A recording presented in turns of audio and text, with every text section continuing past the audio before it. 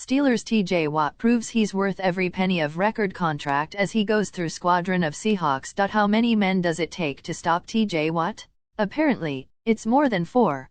On the Seahawks' final offensive down Sunday night in their 23-20 overtime loss to the Steelers, with the memory of his series-ending sack just a few plays earlier still painfully fresh, Seattle lined up with offensive tackle Brandon Shell off Watt's right shoulder and tight end Gerald Everett off his left shoulder. Their assignment was obvious: keep Watt away from quarterback Gene Smith. As Watt began to advance, Everett stepped forward to engage him and actually engaged Watt's face mask before being discarded. Shell slid behind Everett to provide a second line of protection. When Watt got to Shell, he began to move Shell backward and collapsed the pocket, so running back DJ Dallas released from the backfield and briefly added one more barrier between Watt and the QB.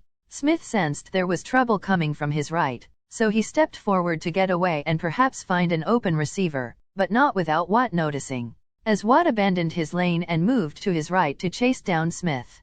Center Kyle Fuller hoped to slow down Watt but wasn't quick enough and only could brush him with a free hand. Watt then slammed into Smith with his right arm coming down like a hammer, knocking the ball loose onto the Heinz Field grass at the Seattle 16-yard line, where it was scooped up by linebacker Devin Bush and returned back to the Seattle 16 after a brief detour toward the opposite end zone. 2 plays later, Chris Boswell kicked the game-winning field goal. "I don't think anyone is surprised by his ability to deliver in those moments," Steelers coach Mike Tomlin said of Watt.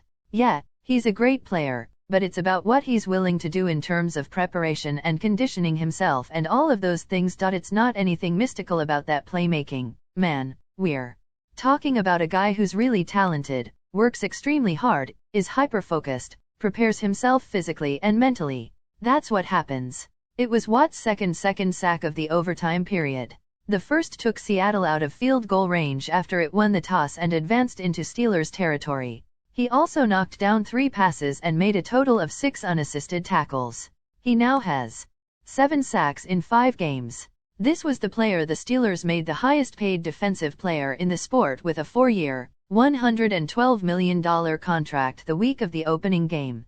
He was named to the Pro Bowl each of the past 3 seasons and was named All-Pro the past 2 years. Actually, if you add up the total contract value of the 4 players who tried and failed to prevent Watt from making the game-changing play, it comes to only 17.5% of Watt's deal. So the math checks.